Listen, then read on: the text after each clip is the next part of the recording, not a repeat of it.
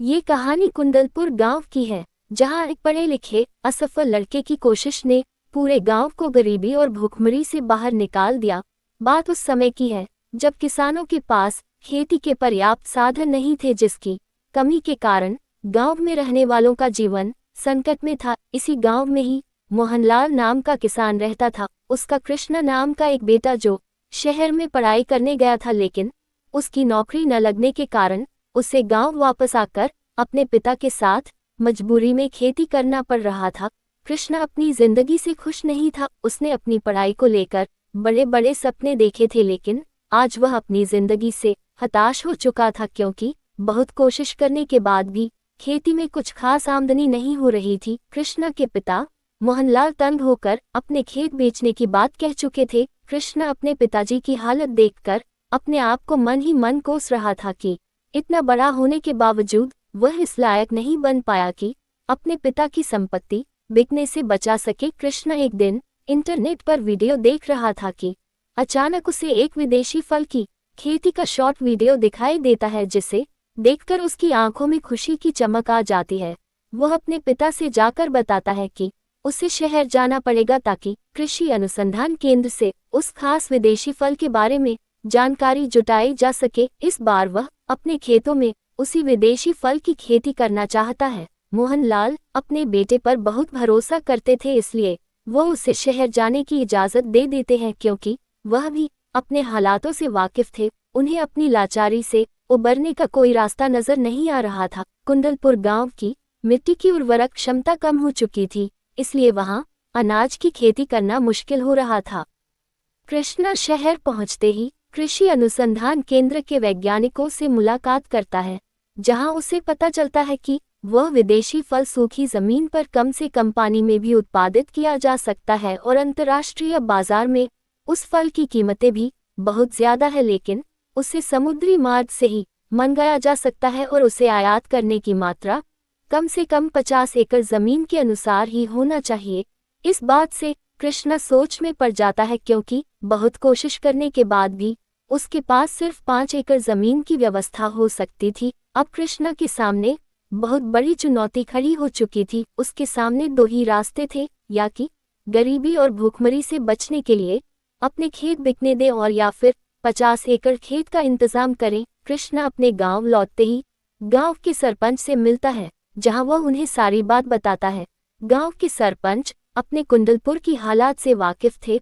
वह गांव के सभी किसानों को सभा के लिए बुलाते हैं, जहां कृष्णा उन्हें आधुनिक युग की खेती के बारे में सारी जानकारी देता है। इसी बीच कुछ किसान कृष्णा का विरोध करते हैं, क्योंकि उन्हें लगता है कि अभी तो उनके पास कुछ अनाज खाने पीने के लिए उत्पादित हो जाता है, लेकिन यदि हमने विदेशी फलों की खेती की तो हमारी हालत और भी बुरी न हो जाए। कृष्णा उन्हें समझाने की कोशिश करते हुए कहता है कि आप अपने खेतों के आधे हिस्से में फलों की खेती कीजिए और बाकी में आप अपना अनाज उगाए, फिर आप विदेशी फलों की उपज देखकर आगे की खेती का निर्णय करिए। कृष्णा जोर देते हुए कहता है, क्या आप सब लोग मुझे एक मौका नहीं दे सकते?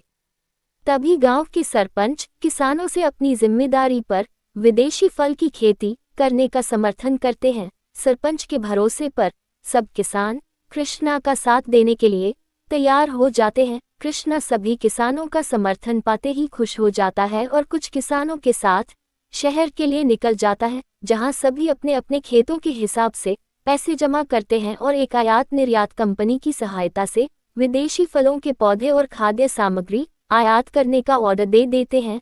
तयशुदा वक्त के अनुसार कुछ ही दिनों में सारे पौधे कुंडलपुर गांव आ जाते हैं। किसान पूरी मेहनत से कृष्णा के निर्देशों के अनुसार अपने अपने खेतों में पौधे लगाते हैं। कृष्णा बहुत मेहनती लड़का था। उसे खेती के काम से इतना प्यार होने लगा था कि वह कई कई घंटे बिना खाए अपने काम में लगा रहता था। कुछ ही हफ्ते में किसानों की मदद से पूरे 50 एकड़ में पौधे लगा दिए जाते हैं।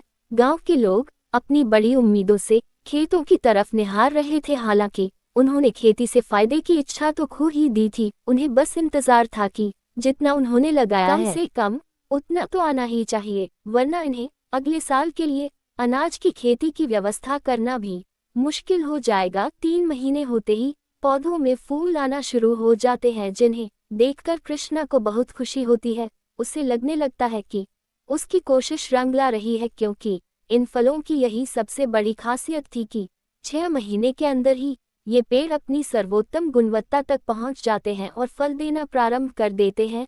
कृष्णा ने पहले से ही इन विदेशी फलों की बिक्री के लिए कुछ कंपनियों से अनुबंध कर लिया था। 6 महीने के होते ही जैसे ही कुंदलपुर गांव में विदेशी फलों को खरीदने के लिए कंपनी की गाड़ियां प्रवेश करती हैं, गांव के लोगों में खुशी की लहर दौड़ पड़ती है। गांव के किसानों को यकीन ही नहीं होता, क्योंकि आज तक उन्होंने जो भी खेती की थी इस बार उससे कई गुना ज्यादा उनकी आमदनी हुई थी। और ये तो सिर्फ शुरुआत थी, क्योंकि ये पेड़ 12 साल तक हर 6 महीने में इसी तरह फल देने वाले थे। कुंदलपुर के गांवों के किसानों की खुशी का ठिकाना ही ना था। उन्होंने कृष्णा को अपने कंधों पर उठा लिया। कृष्णा गांव का चहेता बन चुका था, सभी उसे खेती का जादूगर कहने लगे थे। कुंदलपुर के अलावा दूर दूर के किसान उससे जानना चाहते थे कि उसे यह आधुनिक खेती का तरीका कैसे पता चला। कृष्णा सभी से कहता है कि हिरण की कस्तूरी तो उसकी नाभि में होती है, लेकिन वो उसे ढूंढने के लिए पूरे वन में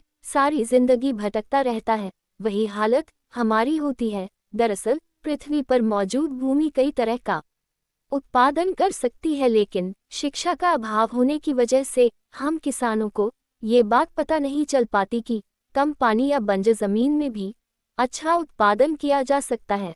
हमारे पास कीमती जमीनें होती है और हम साधारण सी खेती करके सारा जीवन गरीबी में गुजार देते हैं, लेकिन यदि हम अपने बच्चों को इसी तरह महंगी से महंगी चीजों की खेती करना सिखाएं तो शायद हर गांव के हालात ही बदल जाएं। कृष्णा की बात सुनते ही आसपास के गांव के सभी लोग तालियां बजाने लगते हैं और कृष्णा की बात पर अमल करने की प्रतिज्ञा लेते हैं।